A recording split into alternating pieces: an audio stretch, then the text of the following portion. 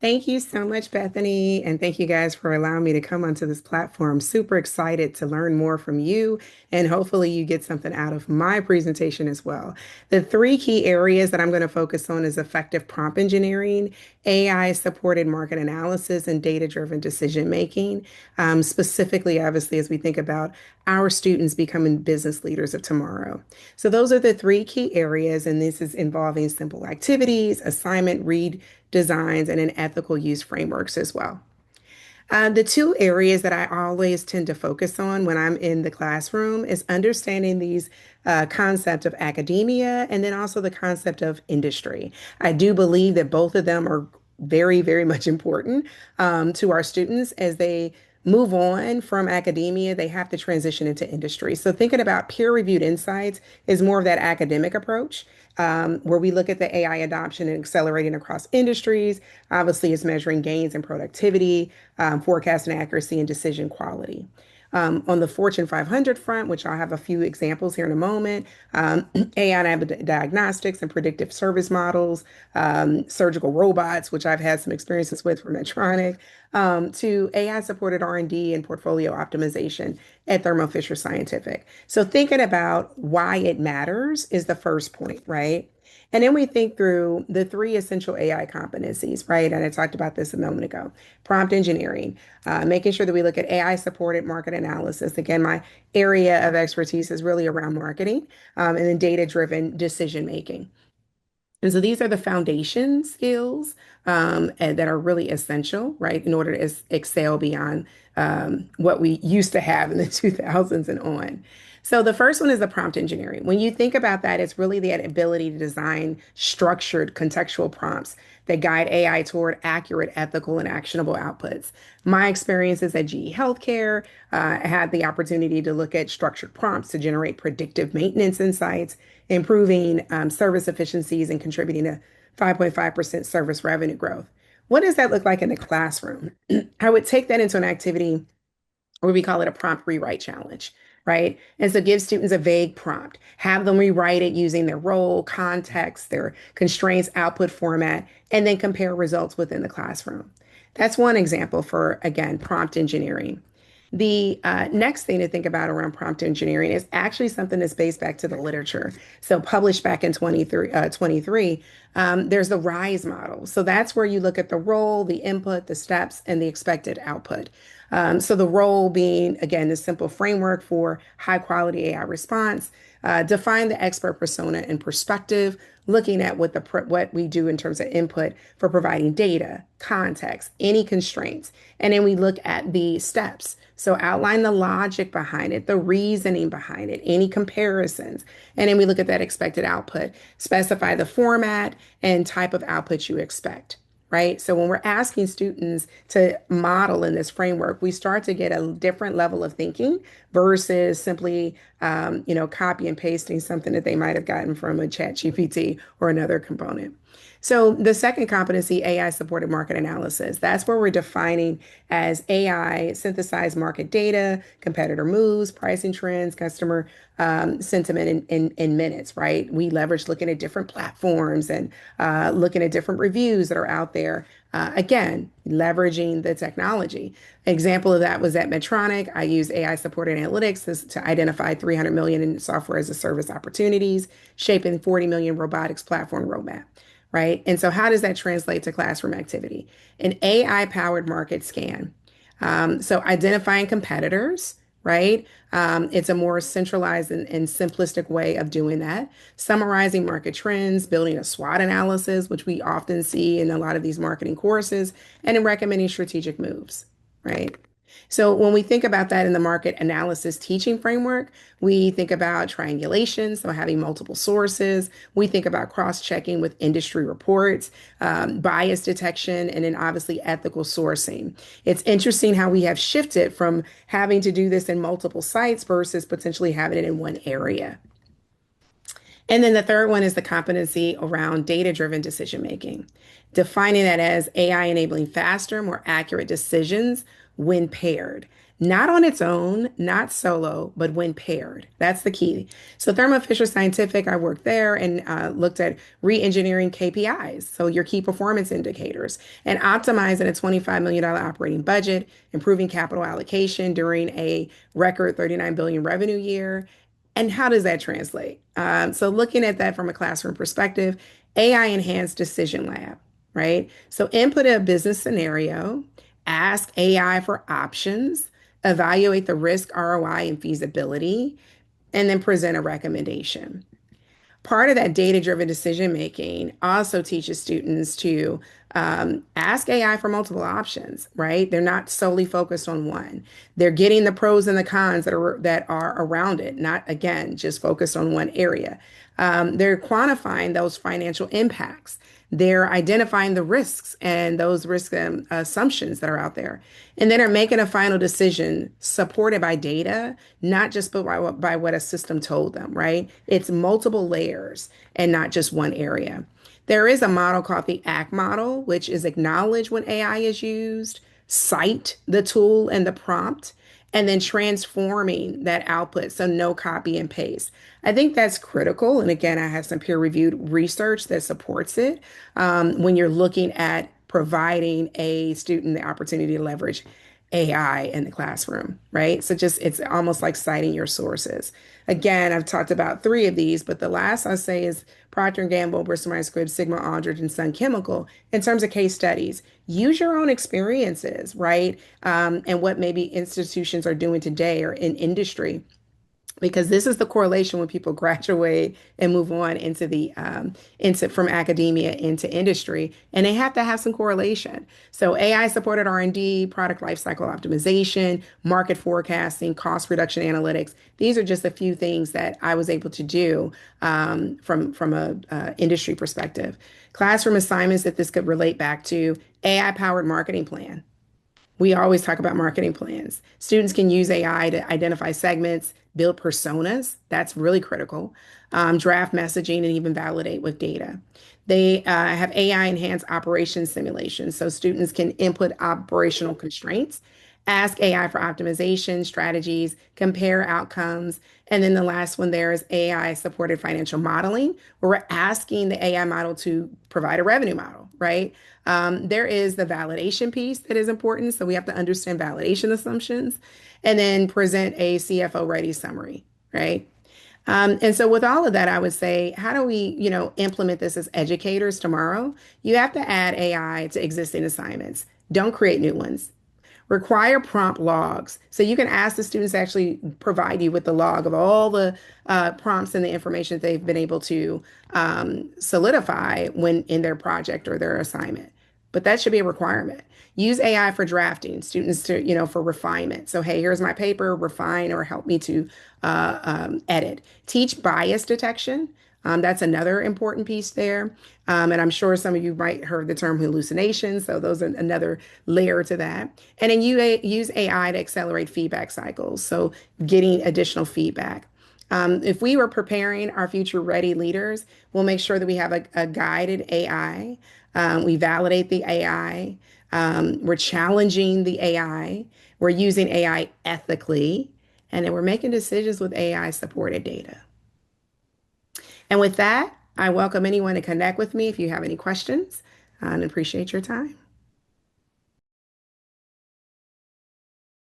I want to talk about designing assessments that build strategic thinking. I'm also using one of the marketing simulations in my postgraduate studies, and I just want to talk you through some of the assessment dynamics that we've built. So I want to introduce the critical tension that I think a lot of us face from a teaching perspective, and then look at the pedagogical vehicle that we've used, the assessment architecture that I've put together, and then some practitioner insights from that work and some of the strategic implications of what this might mean going forward. Okay.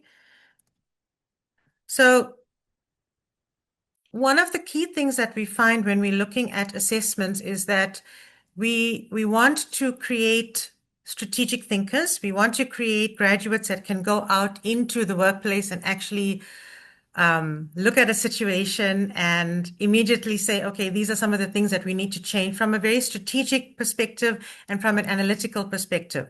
But the way in which we currently assess this kind of strategic thinking competency may not be the right way. It may actually be broken.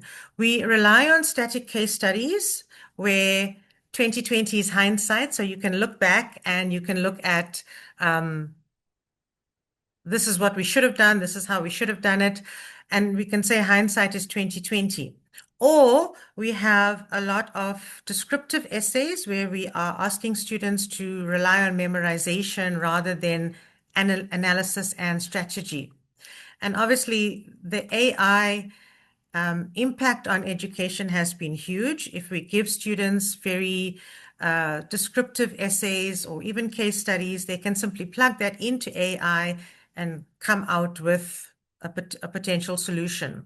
And we do find that a lot of students are using AI, but they may not be analyzing and assessing what AI is giving them. So it talks very nicely to Dr. Thomas's presentation on how do we ensure that students are using AI in the right way and that it's ethical AI. So how do we design an assessment architecture that forces students to execute, adapt, and defend strategic logic in real time? What is the actual intervention that we can do in that case? So we implemented the marketplace simulation as one of our central pedagogical vehicles, and this is at a postgraduate level for marketing management students. But we didn't simply choose it because it's a gamified technical add-on. It wasn't just chosen because it's stimulating and engaging and novel, which of course it is, but it's because we put students into competitive teams. They create a business from scratch across a 2-year, 8-quarter life cycle. They submit quarterly decisions, and the strategy is iterative. So they're not just creating a single strategy. They are in an ongoing cycle of commitment, observation, and real-time adjustment. This forces students to navigate the exact tension that senior executives face every week. How do we survive immediate quarterly cash flow pressures without compromising our long-term strategic investments? Every submission changes the market context, meaning that students must live with the competitive reality of the decisions they made last quarter that are now impacting on this quarter in their actual business. The magic of this approach lies in the continuous closed feedback loop. Students don't submit an assignment and wait for their lecturer to come back to them with feedback, maybe in 3 or 4 weeks' time. Instead, they make decisions in real time. And this is across starting a business, setting up marketing, setting up sales, distribution channels, training, cash flow, financial statements, market share, and they do all this in real time. So the decisions that they make this week directly impact on what they see in the business in the next quarter, in the next week in this case. This is the multimodal assessment architecture that we've set up. We don't just grade whether a team won or lost, because that could be a lucky guess. It could be we don't actually know what decisions you made and how you may have won the simulation. What we have put in place is a scaffolded 4-tiered assessment process that forces deep critical reflection. So the first thing we track is the group simulation performance in the actual simulation, and this is using a balanced scorecard. We measure elements like return on equity, asset management, market share. Secondly, they need to submit strategic written reports. And this is where we combat the descriptive writing trap. They can't just tell us what happened. We can see what's in the simulation. They have to tell us why it happened. What decisions did you make that got you to this point? And it forces students to externalize their thinking. And it proves that it should prove that their decisions are grounded in financial analysis rather than random intuition. The third thing that we get them to do is they need to present their reports in a classroom situation, like a live executive pitch, And we cross-examine that, and it makes them professionally accountable. It instantly separates out the teams that can give us a good report, but they don't understand what they're doing, and those that have an understanding of the simulation, but may not be able to give us an analysis of what happened. So there's two sets of types of teams that we see. And then we complete regular peer reviews within the simulation and on the written report side as well, to ensure that students are reflecting on their own work, their competitors' work, and their peers in their teams. From a reflective perspective, I've picked out 4 principles that I think are relevant in this case. Principle 1 looks at tangible consequences, and this means that strategic thinking only develops when consequences are visible and personally meaningful. So, for example, if a team implements an over-aggressive pricing strategy in quarter 2, they don't just get a low mark. When they get to quarter 3, they might see a devastating loss of market share and a cash flow crisis. Experiencing the impact is qualitatively different from reading about it or reading about price elasticity in a textbook. Principle 2 is that iteration is the actual mechanism through which strategic thinking deepens. A single high-stakes case study at the end of a term cannot build strategic maturity. We see a clear shift in the quality of students' reasoning as the simulation progresses. Not because they're reading the chapters in the book or accessing the help files, but because they are going through multiple cycles of decision, feedback, real-time adjustment, and their understanding gets deeper as they practice deeper. So it's practicing the theory without telling me you're practicing the theory, which gives us that analytical iteration. Principle 3 is highlighting the tension between doing the strategy and writing about it. They are not supplementary, they are reflective. So we frequently find a fascinating disconnect. Some teams write really brilliant reports, but they freeze when they've got to actually implement it in the simulation, which means that they know how to write, but they may not know how to practice.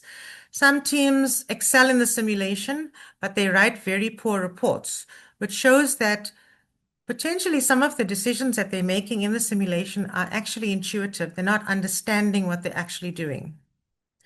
So it forces students to navigate the doing with the actual understanding of what they are doing and why they're doing and the consequences thereof.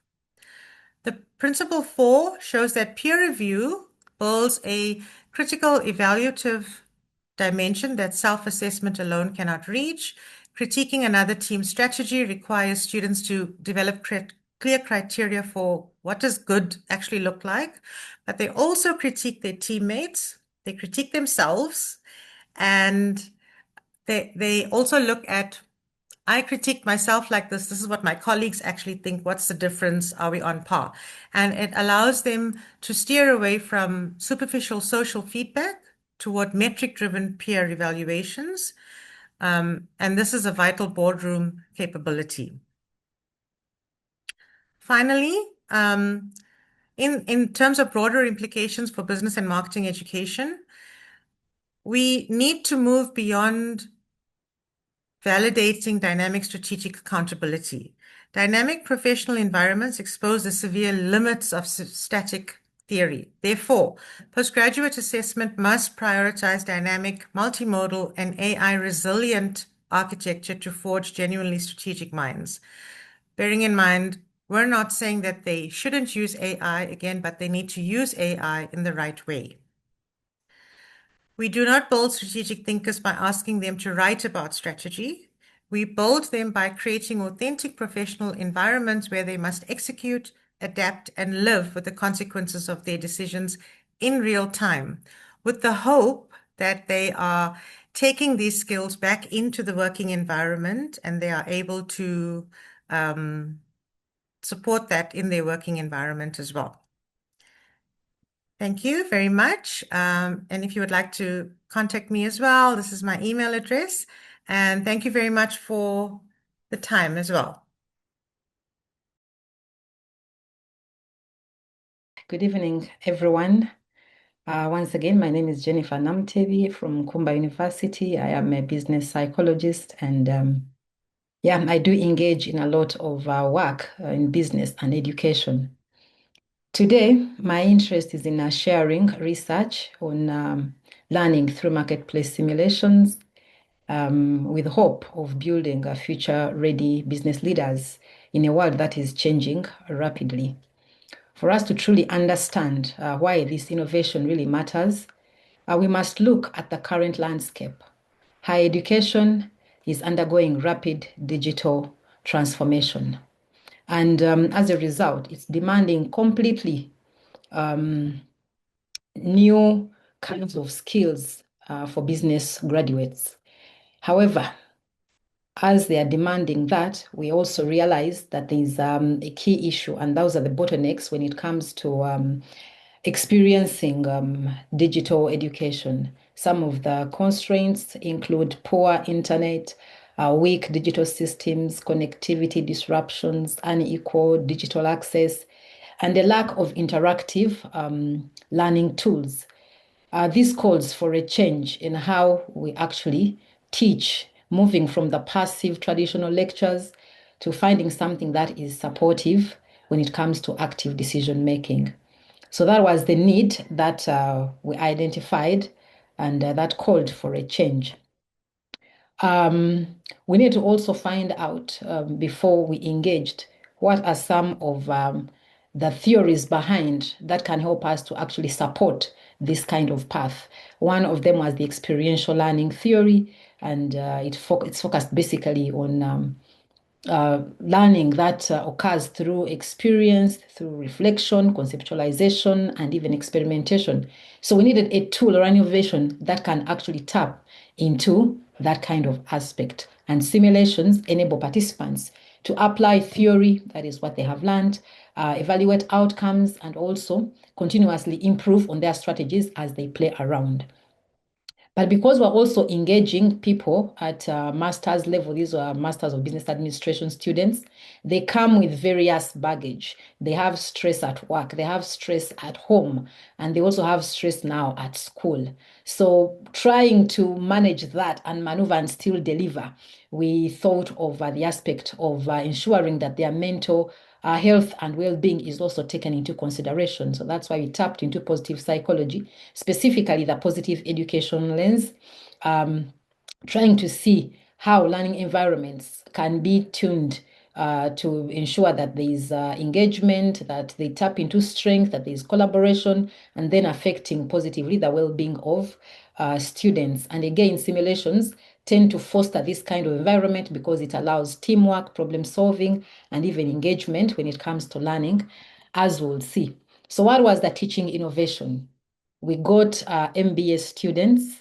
This was a qualitative study, so we got MBA students to enroll in a marketplace simulation. What you see on the left side here, that is the actual screenshot of the first quarter of what actually is expected in that quarter. So we had about 27 MBA students that were awaiting graduation for ethical purposes.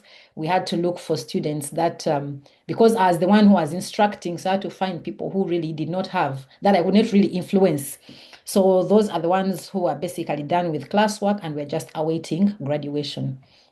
And we got them to volunteer to do this on their own volition. So in this game, we had three groups, that is group 1 to group 3, and each group had 3 companies in it.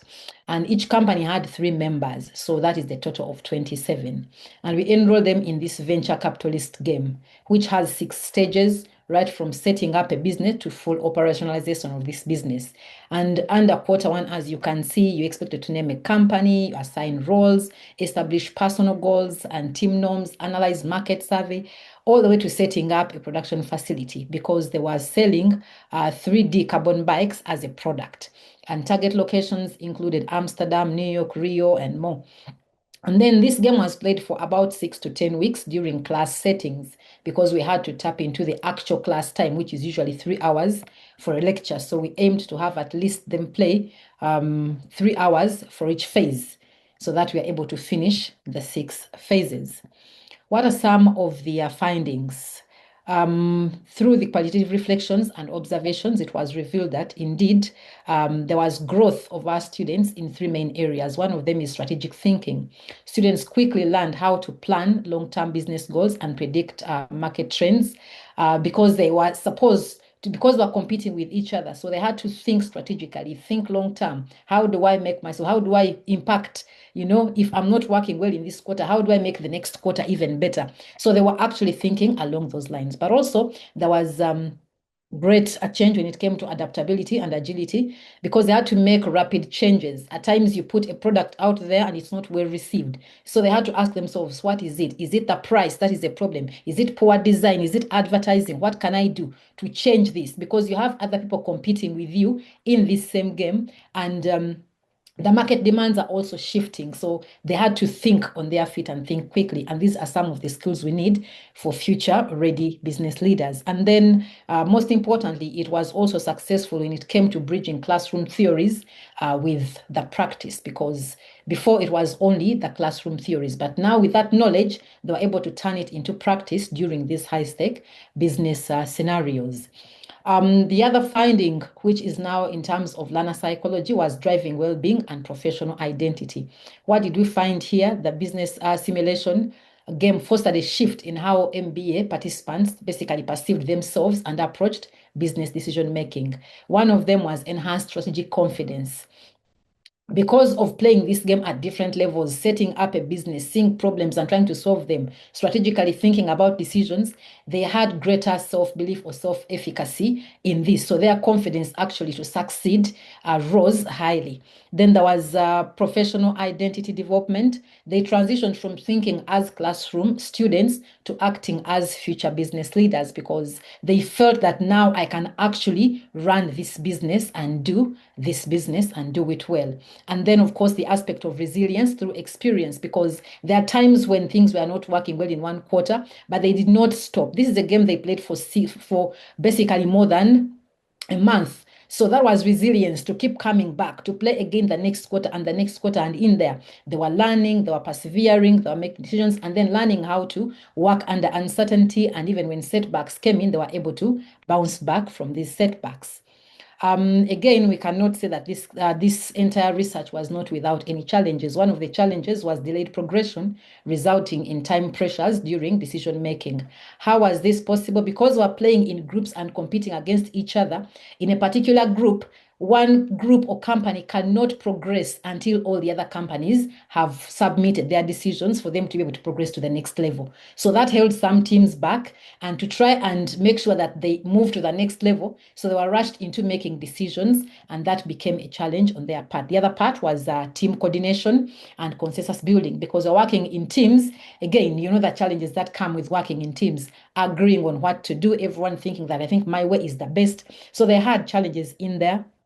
The other one was internet connectivity. Much as we try to play it within the university, trying to ensure that at least there is backup of electricity and connectivity, there are certain things where you don't have control, like the internet provider. So we had those disruptions at times. People want to play, but then there is disruptions, and that also caused a certain delay. And at some point, we even had elections, and there was an internet cutoff. Totally. So we could not play, and that was for almost like 3 weeks. So those are some of the uncertainties that came in. And then, of course, limited familiarity with the simulated market context. This is Africa. Some of the markets that we were engaging with were Amsterdam, New York. People have never been there. They cannot really relate or imagine the kind of market, and then they're expected to actually do sales in those markets. So it was a bit of a challenge in there.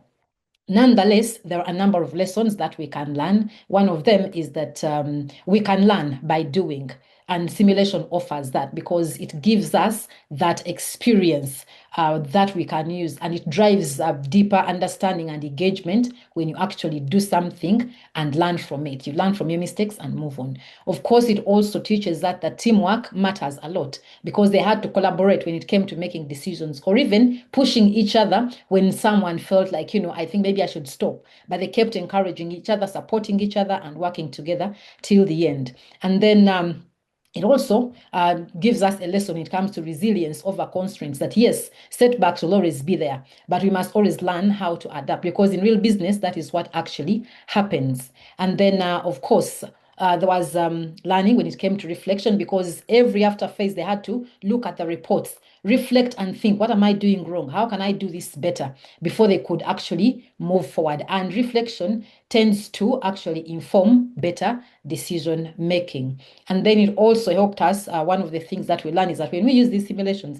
they help us to bridge the gap between theory and meaning and practice. So bridging this gap creates a lot of meaningful lessons and actually applicability. And then, of course, confidence grows every time we try to go through experimentation. And that is what business simulations give us, because they give us a chance to put into practice that which we have learned without actually fearing that there is any error that might be fatal. Because when it's an actual business and you make mistakes, you're bound to pay for it. In a simulation, it is safe space for you. Future directives, expanding and scaling up, that if there is a way we can roll out these simulation programs to more students and optimize it for low bandwidth environments, that is something that can work for resource constrained environments like Africa. Then there's a long-term tracking, long-term success, because this was something done over a short period, but we need to have tracer studies of these people we have exposed to these simulations moving forward. How have we impacted them when it comes to making decisions now that they are at the workplace? Is it actually helping, or it stops in the classroom? So having tracer studies would actually help us in that regard. And then also ensuring that as we do design, we should also adapt simulations to local realities, because where we have issues to do with familiar cities, products, I'm glad that Marketplace has started introducing familiar cities, but also market context, the products that we are selling. You talk about a 3D bike, carbon bike. It's something unheard of in Africa. So we have to start envisioning what does it look like and all that. So if we can contextualize it so that it becomes easy, it can improve accessibility, it can improve relevance, and also learner engagement. Because at the end of the day, we can say that effective simulations should be pedagogically sound, technologically accessible, and culturally relevant to the learners that they serve. As I conclude, I can only say that if we want future-ready business leaders, we must let students experience the uncertainty in business before they graduate into it. Thank you so much for listening to me. Hi, everyone. I'm Melissa Dennis, and today I'm going to talk about moving students from surface answers into strategic thinking. As we're talking through today about how we prepare our future-ready business students, I believe students need a lot more now, of course, than business knowledge, right?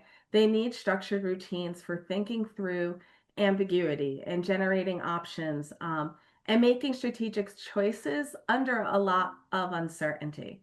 I kept seeing in my classroom when we were working in simulations, or we're discussing case studies, or completing large hands-on projects, that students often know the vocabulary and the concepts, but when the situation starts to get messy, they really look for that fastest right answer. So today I'm sharing 4 simple creativity routines to really design to help students slow down, generate options, and make some more strategic decisions. So the biggest is the challenge, right? We ask students to think creatively, but we rarely prepare their minds to do so. We move straight into an application, a simulation round, a case discussion, a project challenge, and we expect creative, strategic responses, but we don't always give them the mental warm-up or the structure they need before entering that ambiguous space. So students will tend to stay at the surface. The issue isn't necessarily always knowledge, it's the thinking process. They know the concepts, but they want certainty. So they move very quickly to the safest are the most obvious answer, and they really skip the exploration process. So instead of asking, what else could be true, they jump to what's the answer. So the goal with any of these isn't really to add more content. It's just to give the students routines that help them think before they answer. I think of it as like warming up a muscle, right? We wouldn't expect students to perform physically without warming up, but we often expect them to perform creatively or strategically without necessarily warming up their thinking. If I went around the Zoom today and asked all of you if you felt like you were creative, most of you would say no, that you're just not creative. But creativity is not a personality trait. It is a skill, and it can be prompted, and it can be practiced, and it can be strengthened over time.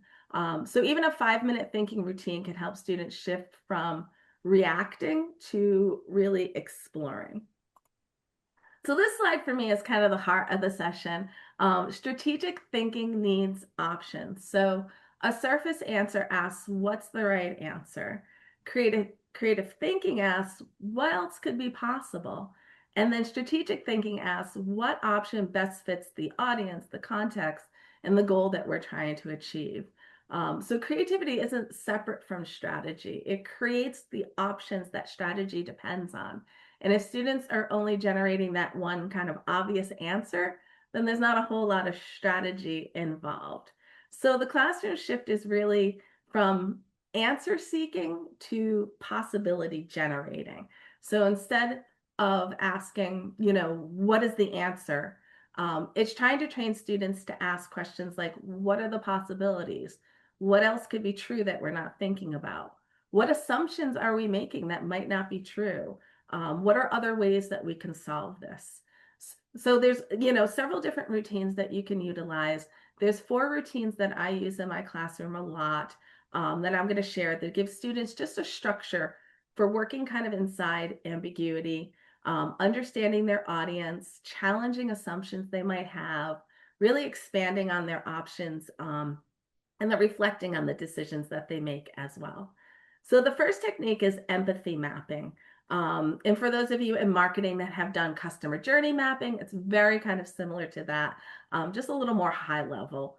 And the purpose really with empathy mapping is the same, to understand the audience before solving the problem. So students choose who they're designing for, or they're making a decision about, and they'll map what that person might think or feel or say or do. And the key is that students don't jump right straight into a solution. They're first kind of pausing and noticing, what are the needs? What are pain points? What are frustrations that this audience is having? And then they turn that insight into a how might we question. How might we make it easier to set up this technology? So empathy mapping really helps students solve from an audience insight, not necessarily an assumption that might have. The next kind of bleeds right into that as well, and this is assumption reversal. Assumption reversal, you take, you name an assumption and then you reverse it. So for example, if they assume customers always want the lowest price, and reverse it. What if customers don't want the lowest price?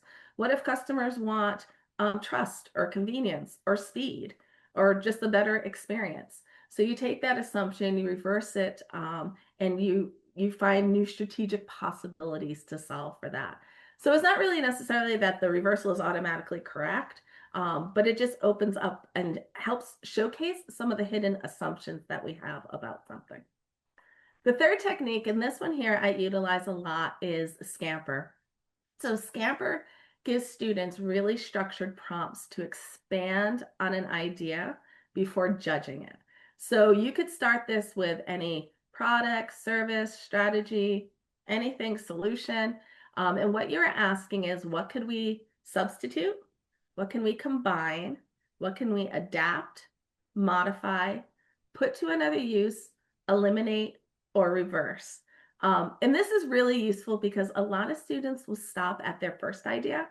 And Scamper really pushes them to create variations before evaluating their choices. And then they can choose the option with the strongest audience fit or strategic potential. Scamper, if we're doing a semester-long project, I'll have them do a scamper over a full course class period. But you can also use this as just a quick energizer as well. I'll a lot of times pick an object and have them do one or two or three of the tasks. So we'll start the class and I'll say, you know, you need to design a backpack for, you know, a commuter student. And I'll ask them, you have to substitute something, modify, and eliminate, and just kind of use it as kind of an energizer to start the class period. And then the fourth technique we utilize a lot is structured reflection. And this really matters because I do feel like students can complete a simulation, they can complete a semester-long project and still sometimes miss the learning unless we really help them examine their thinking. So structured reflection, I ask them questions like, what decisions did you make? What happened? What assumptions or evidence shaped your choices? What would you keep? What would you change? What would you test next time? So instead of only kind of asking like, you know, did we win? Did we lose? You know, what did we believe? What did we try? And what did we learn? And this is kind of where that activity really starts becoming learning and information they can take with them. So you can use these in class. They don't have to be big assignments. They can just be really small routines. You can use them as an energizer, a quick warm up before you start your classes, before they jump into a simulation or they start working on a project. You can use them as a practice round with really low stakes before they apply it to their course content. You can apply it directly into simulation discussions. And of course, you know, using reflection and debriefing, really connecting that technique to the quality of the discussion that you're going to have. So it fits into a pattern of, you know, warming up the mind, practicing the routine, applying it to the challenge, and then, you know, reflect on the thinking as well. And the benefits not just for the students to come up with more creative ideas, which is great, but you know, these routines really do start to strengthen creativity and strategic thinking for the students.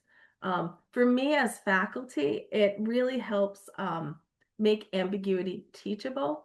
It was a very structured way for me to tell them, you know, think more strategically, think deeper, you know, it gives them a great structure for doing so. I do find with teams, it really improves collaboration because everyone has this great way that they can contribute. And then of course, for programs and employers as well, you know, these are the career ready skills that we're keep saying matter, right? Questioning, creating, evaluating, adapting, that I feel like these tasks, these structures can give to the students. And of course, you know, why does it matter now? Well, we all know AI can generate answers very quickly, but students still need to be asking better questions, as we've said, right? AI can produce options, but you need to be able to evaluate whether those options are useful or ethical or feasible and strategically sound as well. So as routines become more automated, you know, human value is really increasingly in judgment, in creativity, adaptability, decision making under that uncertainty. So, you know, AI raises the bar, as we have said. Students don't just need answers, and they need these thinking routines to really question and create and evaluate and decide. So closing, big idea, creativity is not extra. It's really how students learn to think strategically. I did have a QR code there. This just links out to kind of a classroom toolkit. It's a lot of the activity steps. I threw in some of the prompts that I use and templates for these different techniques. I put a book list in there as well, a couple that I used in classes, a couple that I have read for those, you know, kind of interested in this sort of creativity framework. And my hope is that you leave with maybe one routine you can try immediately, something small just to help students slow down and generate options and maybe make more thoughtful decisions in your classroom. Thank you. Thank you for the opportunity to talk about this issue. And I've been teaching strategy course for a long time, and also I've been using Marketplace as the critical tool for students for almost 15 years to 16 years. And I've been thinking about can we improve a little bit over the current marketplace game, and what are the things that we can add to it to complement it, and also address some of the deficiencies that we see in the current strategy teaching in the business school now. And the two things I want to talk a little bit more is two tools. One is the scenario planning, and the other one is business working. So for the strategy discipline, we've been using cases for decades. And most of these cases are written for one-time use. And students will get the sort of a fixed material and going through the conditions and come up with some assessment. And then they come up with some answers or suggestions for the decision makers within the case. And the problem with this approach is they tend to be more static. They tend to be talking about the past and not focusing on the future. And I believe marketplace have been the critical tool that we have to overcome some of those deficiencies in cases. And I really love marketplace in dealing with not only the sort of the past, but we have multiple rounds of decisions, and we look into the future, and we have students plan for quarter 4, 5, 6. So you're at least looking at 3 quarters away, which is forcing students to think strategically, think long term, and that's critical for their success.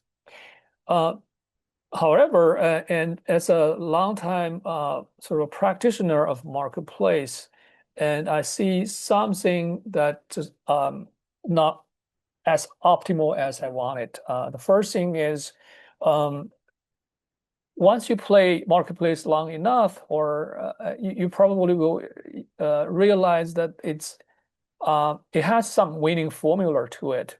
And if you see enough winning teams, you realize that if you commit, if you're a big risk taker and you commit early, and you will also put in a lot of resource to it, and chances are you are going to be a winner. And so that's somewhat linear algorithm behind the scene.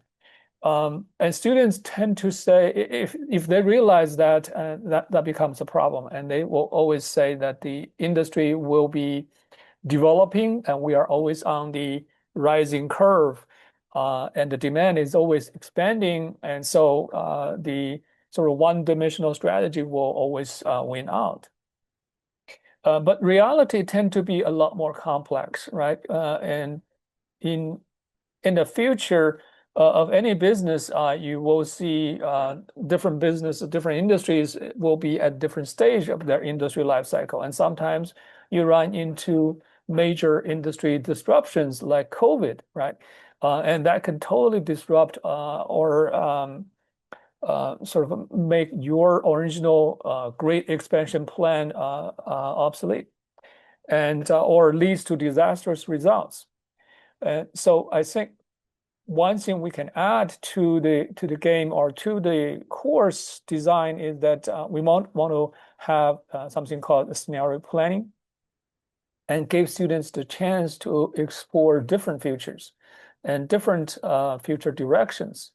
It can be great, it can be bad, it can be terrible, but we need to see if our strategy can sustain in many of these scenarios.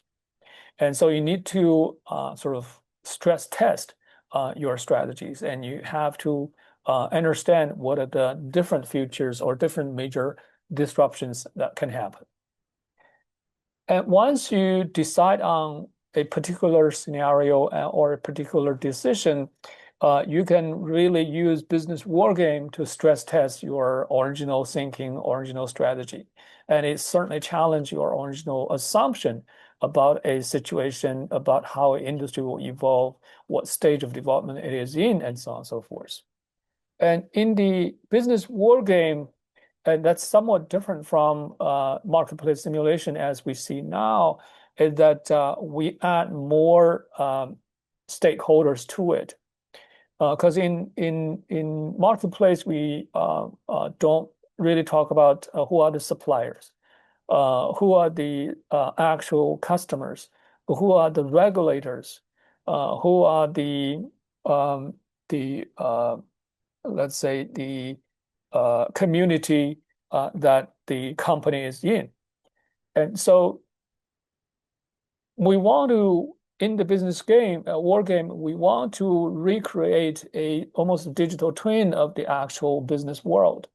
And that gave us the chance to see the sort of the side of more complex environment. And every one of these stakeholders can bring opportunities and can bring challenges to a business. And so war game gave you the chance to stress test your original strategy and give you the chance to see how each of these party can move when you are moving into one of your strategic decisions. And so that's one of the advantage of business war games. But let me sort of go through these two masters in a little bit more detail. And when you are trying to use scenario planning, the major process you tend to go through is the first one, you identify within your industry, what are the driving forces? What are the big events? What are the things that's sort of coming? And you're going to ask students to identify all these different driving forces, and then you will prioritize them and in terms of how likely this will happen and how big the impact will be.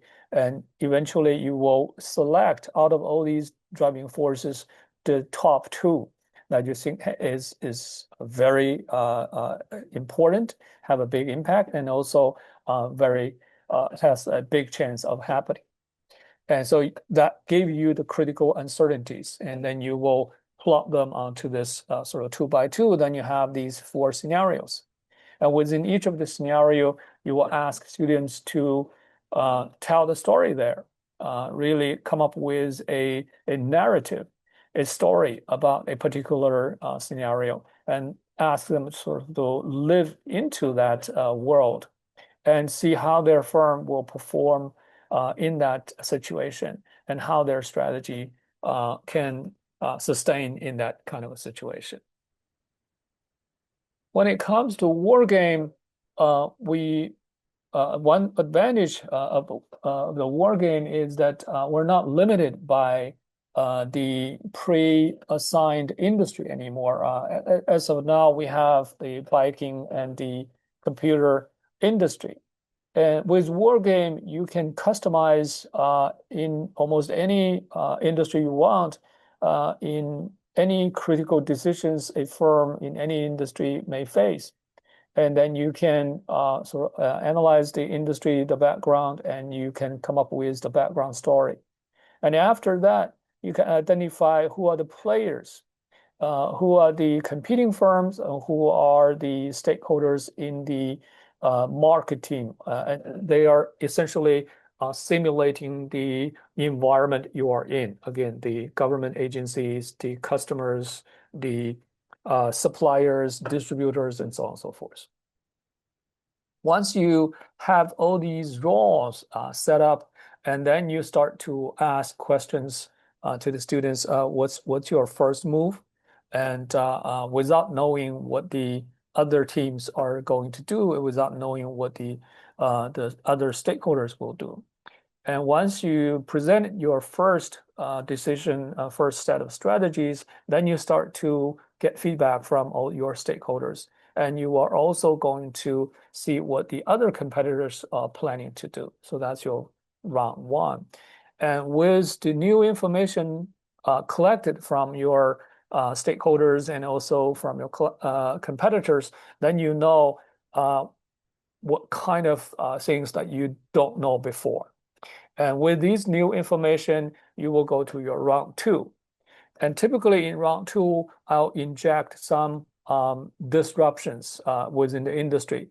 whether it's a global pandemic, whether it's a war in Mid East, and so on and so forth. And that again forces them to incorporate these major changes and rethink about their strategy, rethink about their assumptions about the future. And that forces them to change their strategies, adapt to the new reality. And then they go into round two and again in round three. At the end, you will have all the teams sit together and start to have a debrief meeting or the after action report and thinking about what has happened in this game so far. What are the disruptions that come up that we think is very likely and it's going to affect our business? And also, what are the major trends that's coming that we need to monitor over time? And eventually also, since we're stress testing our original strategy, now after all these different 3 rounds, what's our final strategy should be. And so this will give us the chance to, again, look at other industries, look at other critical decisions, and start to understand industry can go many different directions given the situation change. And there are a lot more forces at play other than just your competitors. So those are the sort of 2 tools I actually use in my strategy course, whether at the undergraduate level or the graduate level.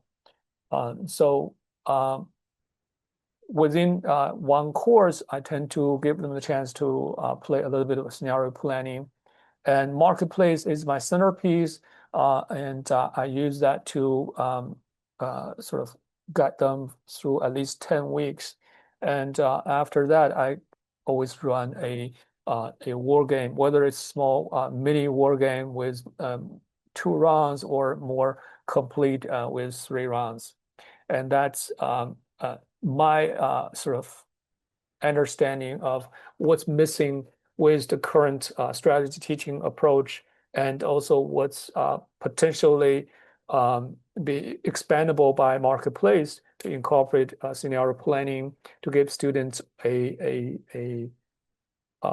better understanding of what are the different industry stages they could be walking into and how that affects their decisions. And with the war game, you get a 360 view of the entire ecosystem that you are in. And so beyond your competitors, you're going to have to deal with other stakeholders that will also have a big impact on your business.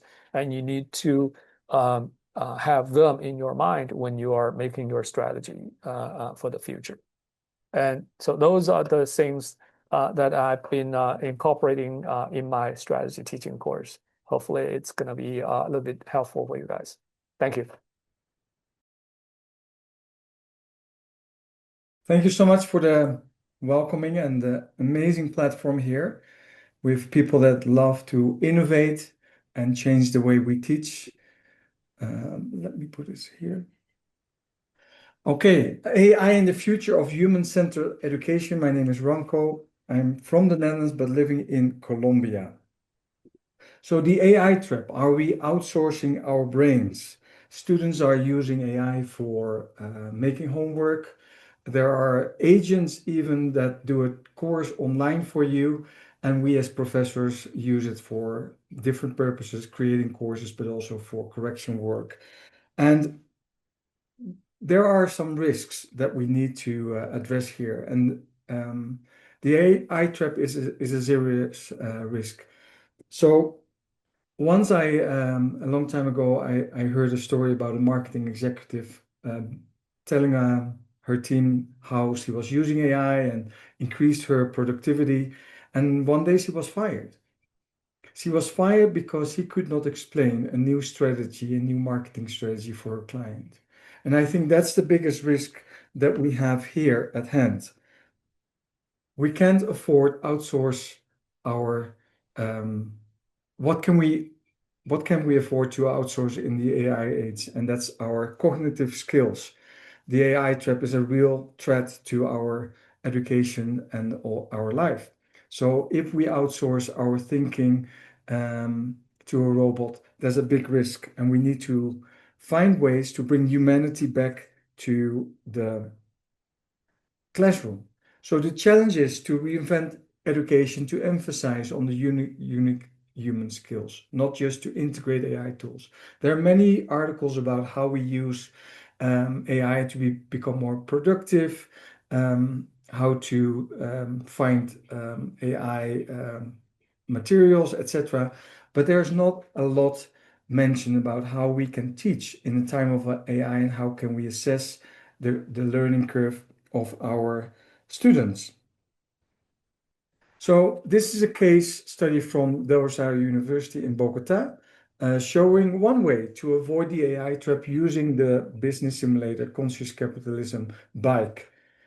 So this is a unique fusion, experiential learning by doing.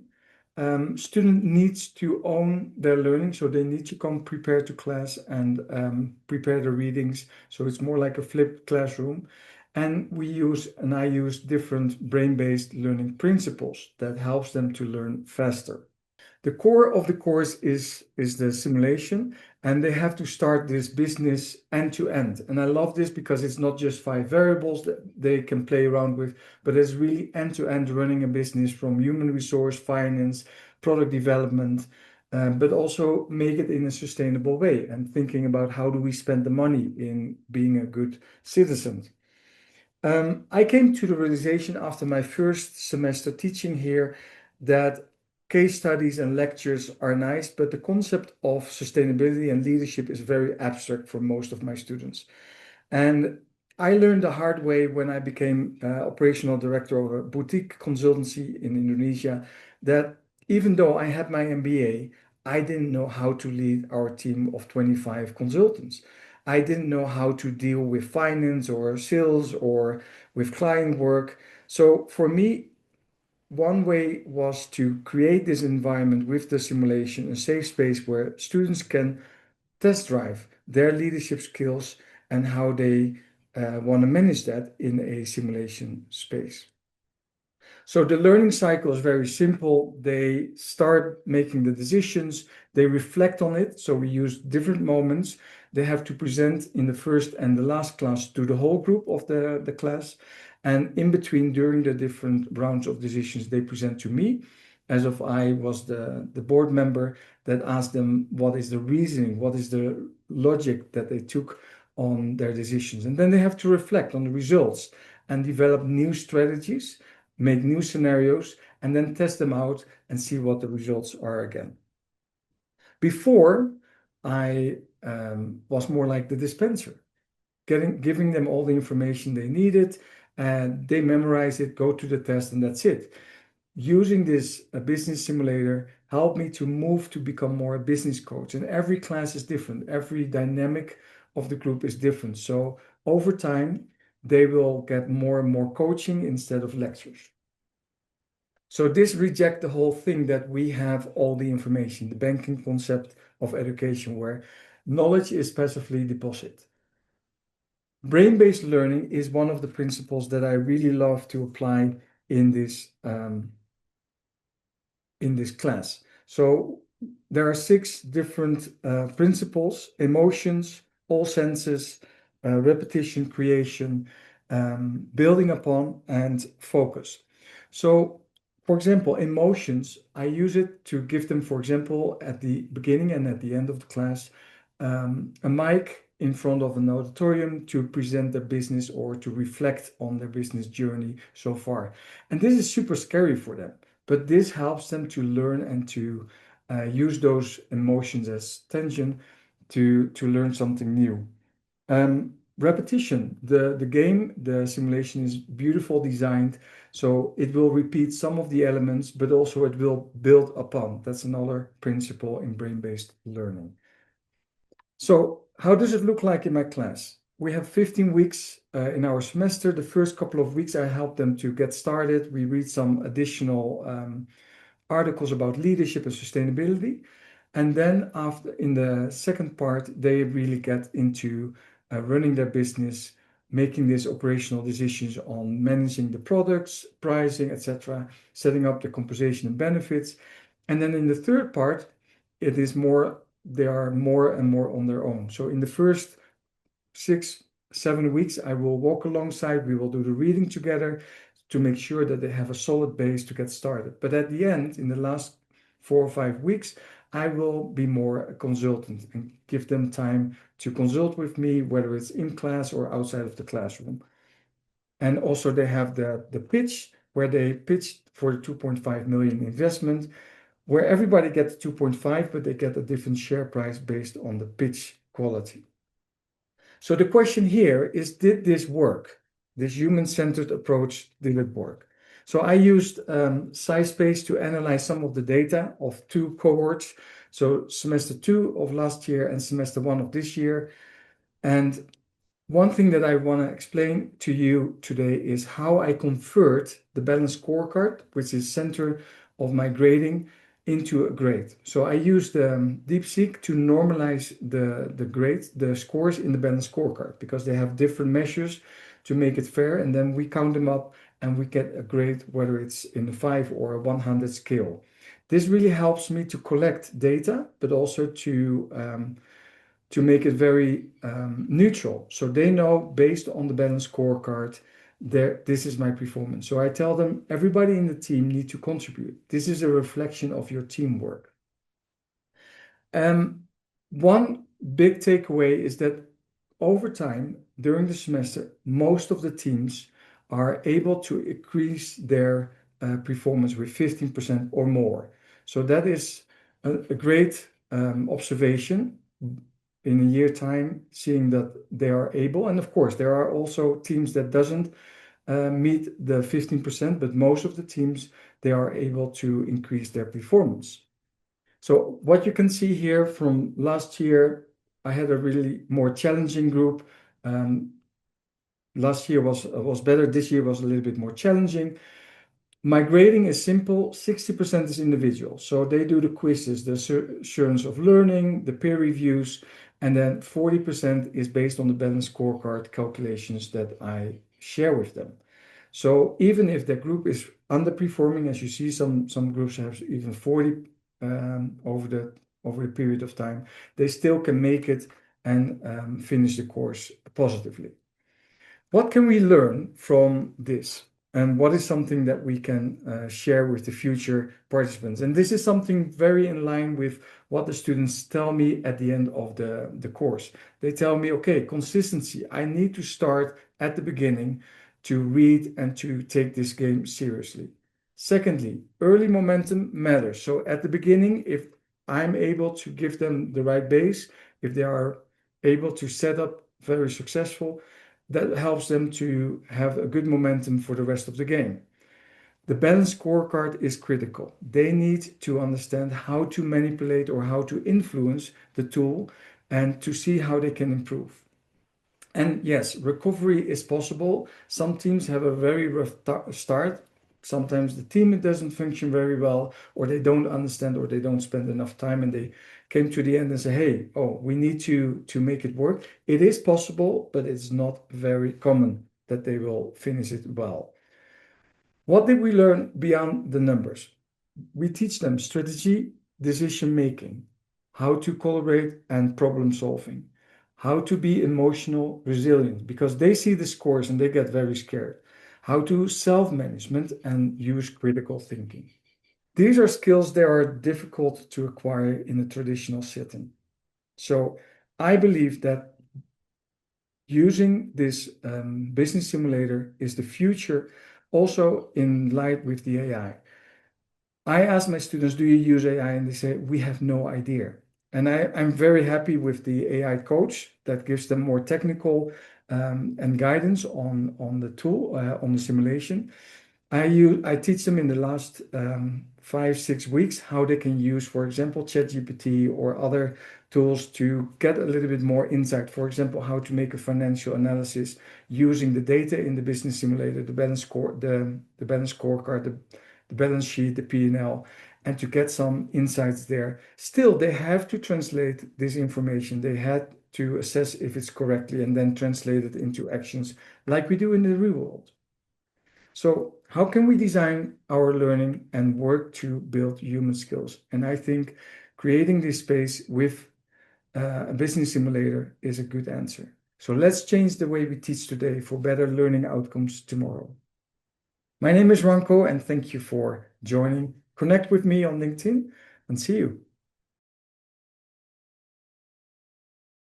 The topic that I'm going to present is called Learning Between Rounds, Building Reflection, Voice, and Storytelling in Simulation-Based Courses.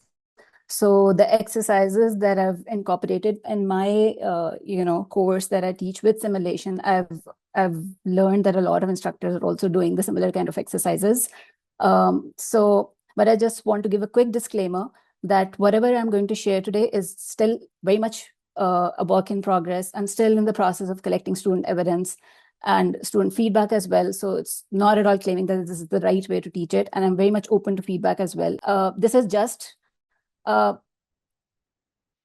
classroom experiment, that has grown out of the challenges that I've faced in my Introduction to Business course. So this is a first semester course that I teach at Buccas National University. I've been teaching this course since 2022. And, when I was given the task of teaching this course for the first time, I realized that the audience that was sitting in front of me was very diverse. So for example, 50 to 60% of the students that were taking the course had already studied business in their A levels or in their high school, while the remaining student, maybe 30 to 40% were those who had never taken a business related course in their life, right? So I wanted to create an experience that was equally meaningful and equally enriching for all sets of students. And that is why I incorporated simulation in that first semester course in the first place. And, this simulation that I use, Business Primer Bikes by Marketplace Simulation, it's a 4-quarter simulation, and it really converts that passive learning experience into an active, experience where students get to really, learn how all of the business functions are connected. I was talking about the challenges that I have faced in my Introduction to Business course. This is a course, because I've taught this course so many times since 2022, I wanted to make this, I have wondered since then, how can I make this experience even more enriching for the students? And then, when you teach the same course again and again and again, so because of that, I've noticed some, recurring challenges that I've faced. So for example, students could tell me what they've done in the previous round. They could tell me the decision that they're taken. But when I asked them, why do you have taken the decision or the reasoning behind it, that was harder, right? So another challenge that I faced is unequal participation of the team members. And this is something that everyone in the audience, I think can relate to as well. Usually what happens is in a team-based activity, 1 or 2 team members, would drive the entire activity and simulation, and the remaining would be just passive observers, and they would, just be free riders. Thirdly, another challenge that I face in the course is basically, when a student is doing the simulation, so he basically takes the decision, gets the result, he sees the result, he analyzes the results, and he immediately moves to the next round, right? So there's very little structured opportunity for students to sit back and to process and to reflect on what they had just done, right? So these questions led me to develop what I now called Learning Between Rounds framework, which is just a simple, 4 sets of activities or micro assignments, if you may call them. So these are very simple assignments that revolve around the simulation. Students do written reflection exercises at the end of every quarter, at the beginning of every quarter. Students do a verbal reflection exercise that happens in my office. I act as a board member, and student teams have to brief me about what they did in the previous quarter. And then at the end of the entire simulation journey, I ask students to create a video on their simulation journey, right? So these are very simple exercises, but I think that together they do create opportunities for students to reflect and to basically, these activities do build their storytelling skills, and the communication gets better as well. So at the beginning of every decision quarter, what happens is that I ask students to reflect on very simple questions like, what's your primary goal for this round? What do you think is the most important decision that you're going to take in the next round? What do you think could go wrong in the next round? And the purpose of these activities is not to, predict future with certainty. The purpose of these activities is to and to build intentionality, to become better planners, to anticipate the consequences. And instead of making reactive decisions, with the help of this exercise, students, I think, pause and think through their assumptions before they actually take a decision. And I don't do this exercise at the beginning of the very first quarter or round of the simulation. So from quarter 2 and 3 and 4, that's when we do this exercise. Another written reflection exercise that students do in the course is, after a round has ended, at the end of each round, I ask students to complete a log. So students, reflect on what happened in the previous quarter. Why do you think it happened?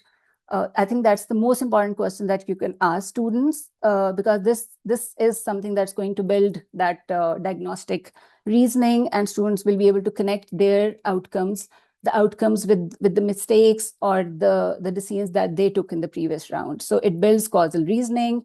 So for example, when I ask students, why did you increase your advertisement in the previous quarter? So previously, when we hadn't done any of these activity, I would get a very generic response for a student. Like he would say, we increased advertisement because we wanted more sales. And that's not a wrong answer, but that's not the level of strategic thinking that you want out of students, right?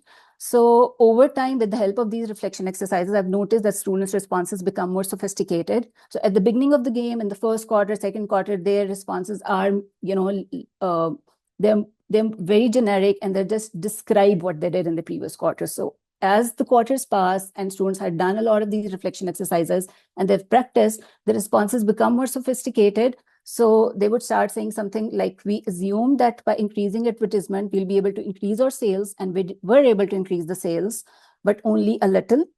And but that additional spending on advertisement, it wasn't enough to justify that, or to lead to high levels of profit. So next round, we are going to invest that money somewhere else, right? So they have named their own mistake in the response, or the falsified assumption. That is a more diagnostic response as well. You do see a causal reasoning in the response as well. So it gets developed over time. In addition to these written reflection exercises, we also do a verbal reflection exercise that happens in my office. So this is a board meeting style update that they had to give me of the previous quarter. Each team is called to my office. They have 1 to 2 minutes. Without the help of any notes or any slides, students have to basically brief me on what they did in the previous quarter, right?